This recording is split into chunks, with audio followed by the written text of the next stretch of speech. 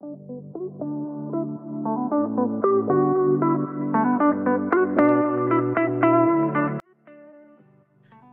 à toutes et à tous dans ce podcast intitulé Explorant l'intelligence artificielle en ophtalmologie. Donc je me présente, je m'appelle Méziane Siladi et je suis étudiant en médecine à l'Université de Montréal et je suis aussi président de la Société québécoise de l'intelligence artificielle en médecine. Aujourd'hui, j'ai la chance d'accueillir le docteur Antaki. Merci beaucoup, docteur Antaki, d'avoir accepté notre invitation. Et pour commencer l'épisode, je vous inviterai à vous présenter. Alors, merci beaucoup, Méziane, pour l'invitation. Alors, je suis ophtalmologue et chirurgien de Montréal et je fais actuellement un fellowship en intelligence artificielle appliquée à l'ophtalmologie au UCL Institute of Ophthalmology et Moorfields Eye Hospital à Londres. Et à partir de juillet 2024, je vais rejoindre le Cole Eye Institute du Cleveland Clinic pour un fellowship de 2 ans en chirurgie de la rétine. Mes recherches portent sur les applications de l'IA aux maladies de la rétine et aussi à l'intégration de la réalité virtuelle à l'enseignement chirurgical.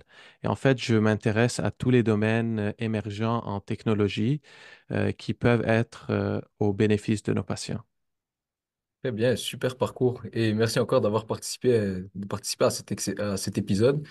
Donc, en résumé, ça va être une petite entrevue d'une vingtaine de minutes dans laquelle je vous poserai quatre, cinq petites questions relatives à l'intelligence artificielle appliquée à l'ophtalmologie. Est-ce que ça vous dit si on commence? Parfait. Très bien. Donc, la première question. Quelle est votre définition de l'intelligence artificielle? Alors, l'intelligence artificielle ou l'IA est un domaine en informatique qui vise à créer des machines capables de simuler l'intelligence humaine.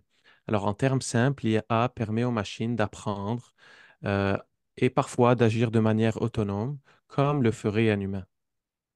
Ok, très bien, intéressant.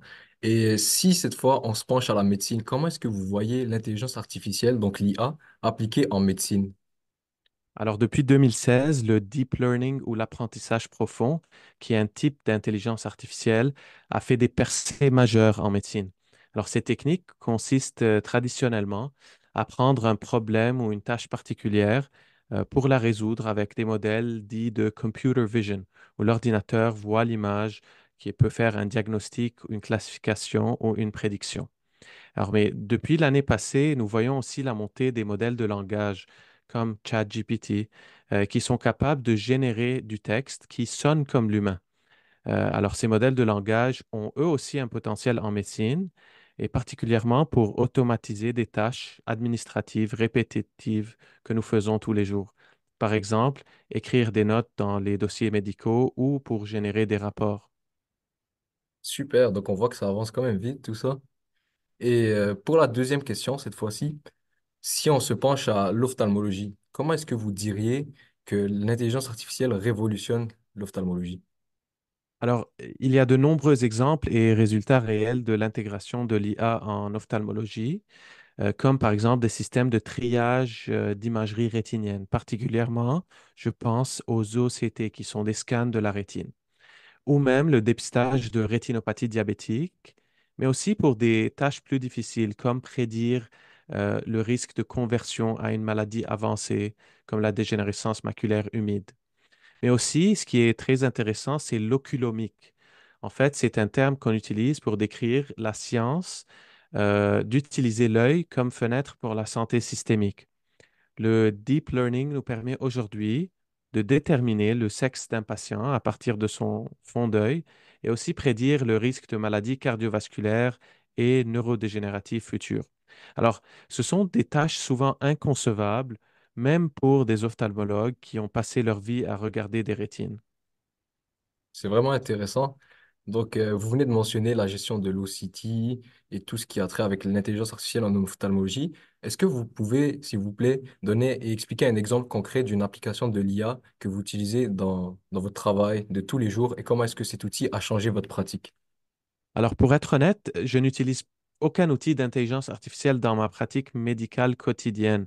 Alors, il est important euh, de rappeler aux gens qui nous écoutent que malgré les avancées significatives dans le domaine de l'intelligence artificielle, les systèmes qui sont véritablement intégrés aux soins des patients restent relativement limités. Alors, de nombreuses barrières réglementaires existent, euh, souvent mises en place pour garantir la pertinence et la sécurité de ces outils. Et donc, étant donné ces barrières, je n'utilise pas des outils d'intelligence artificielle avec mes patients encore. Par contre, j'exploite activement des modèles de langage comme ChatGPT et Gemini pour perfectionner mes compétences en programmation. Alors, je suis spécialiste en ophtalmologie et a priori, je ne possède pas de compétences techniques nécessaires pour faire de la recherche en intelligence artificielle, mais j'utilise ces outils-là pour m'aider à programmer, à coder et même analyser de façon statistique de grands ensembles de données. Alors, grâce à ces outils, je suis désormais en mesure, par exemple, de composer du code en Python pour réaliser ces tâches et donc, je recommande vivement à quiconque s'intéresse à l'IA d'utiliser ces outils pour faciliter leur travail de recherche. Il faut se rappeler par contre que les prédictions faites par ces modèles, les outputs donnés par ces modèles peuvent contenir des erreurs et donc il faut toujours valider les résultats qu'on a avec des experts en programmation. Et super.